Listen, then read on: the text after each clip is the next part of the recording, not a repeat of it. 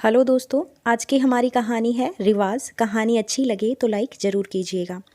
वर्मा निवास में बड़ी धूमधाम मची हुई थी और हो भी क्यों ना इस पीढ़ी की पहली बहू जो ब्याह कर आई थी। दोनों बेटियां श्रेया और मोनी तो पहले ही ब्याह कर ससुराल चली गई थी। मेहमानों की गहमा गहमी के बीच रस्मों रिवाजों का भी दौर चल रहा था। शीतल की परछन होने के बाद चंद्रकला बुआ ने शीतल से पूजा के कमरे के बाहर पीठे पिसा हुआ गीला चावल के थापे लगवा दिए थे। फिर आई कंगना खिलाने की बारी। रमेश, देख आज तू हार गया बीवी से तो जिंदगी भर हारता ही रहेगा। चंद्रकला स्वभाव अनुसार बोली। बुआ जी, जब हारना ही है तो आज ही क्यों नहीं।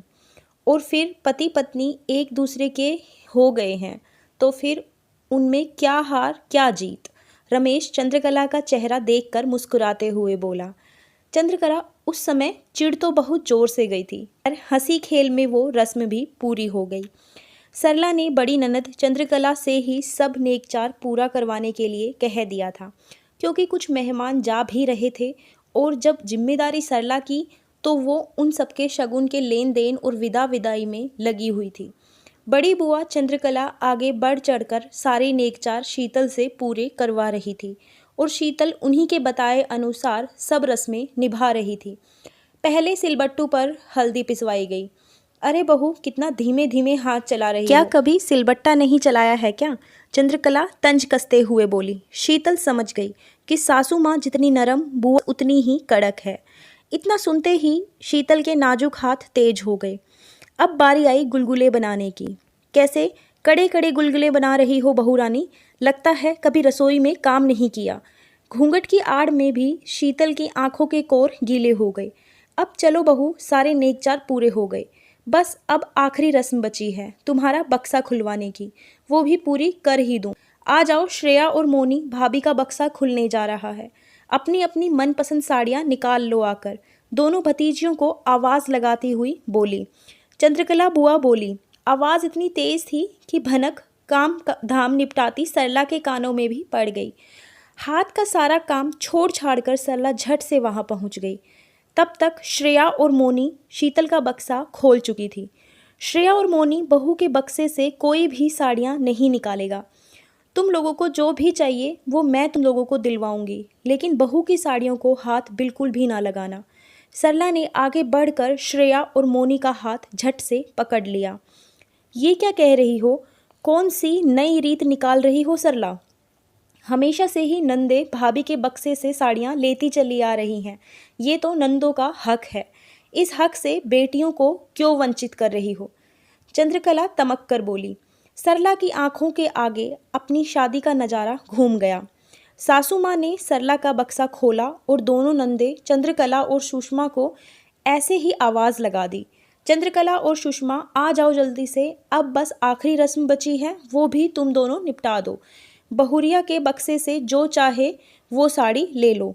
सरला तो सन्न रह गई, क्योंकि उसकी एक एक साड़ी उसकी माँ का अरमान थी। पापा बैंक में नौकरी करते थे और उनको बैंक से खूब घूमने फिरने की सुविधा मिलती थी और मम्मी पापा को घूमने फिरने का बड़ा ही शौक़ था। और मम्मी जहाँ भी जाती हर साड़ियों के मशहूर शहर से एक खूबसूरत साड़ी सरला के लिए ज़रूर खरीद लेती, क्योंकि बेटियों की माँ उसके पैदा होते ही उसका दहेज सजोने लगती है। लेकिन बहुत अफसोस, जब शादी का समय आया तो सरला का बक्सा सजोने के लिए माँ इस दुनिया में नहीं थी। लेकिन पापा जी ने बड़े प्यार से सरला के साथ मिलकर सरला का बक्सा सजोया था। सरला के बक्से में चंदेरी की साड़ी, काथा की साड़ी, मसूरी सिल्क की साड़ी, कलकत्ता की तांत की साड़ी और बनारसी, सब एक से बढ़कर एक। दोनों नंदों ने सरला के बक्से से दो दो तीन तीन साड़ियाँ ले ली। सरला का दिल रो पड़ा।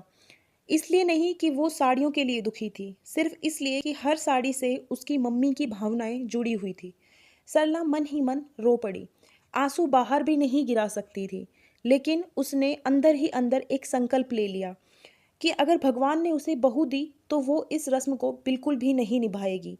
और आज वो सब कुछ सोचकर इसीलिए बहू के हक के खातिर तन कर खड़ी हो गई। नहीं जीजी, मैंने बहुत पहले ही इस रस्म को समाप्त करने का संकल्प कर लिया था और श्रेया मोनी शीतल के बक्से से साड़ियाँ नहीं लेंगी। सरला ने दृढ़ संकल्पित होकर कहा।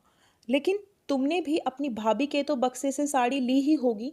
चंद्रकला अभी भी तुनक रही थी। ना जीजी, मेरी तो भाभी सामने ही है, पूछ लीजिए, मैंने साफ मना कर दिया था भाभी के बक्से से भी साड़ियाँ लेने के लिए। पता नहीं बहू की हर साड़ी के साथ कौन कौन सी भावनाएं जुड़ी हों, उसने कितने अरमानों से उसे खरीदा हो, और हम उसे लेने से एक बार भी नहीं हिचकते, और वो कुछ भी नहीं कह पाती है। सरला की आंखों में आज अपनी माँ के लिए प्यार आंसू झिलमिला रहे थे। लेकिन वहाँ जो भी श्रेया और मोनी के साथ मेहमान बैठे हुए थे, सभी ने सरला के इस फैसले का दिल से स्वागत किया और संकल्प ले लिया कि वो लोग इस रस्म को जड़ से समाप्त कर देंगे। और घूंघट में बैठी शीतल अपनी सासू माँ के इस फैसले से मंद मंद मुस्कुरा रही थी, क्योंकि उसने भी अपनी एक एक साड़ी बड़े ही अरमानों के साथ तैयार की थी। धन्यवाद दोस्तों, कहानी अच्छी लगी हो तो लाइक कर दीजिए, ज़्यादा से ज़्यादा शेयर कीजिए, चैनल को सब्सक्राइब और अपनी राय कहानी के बारे में कमेंट सेक्शन में बताना बिल्कुल भी मत भूलिएगा।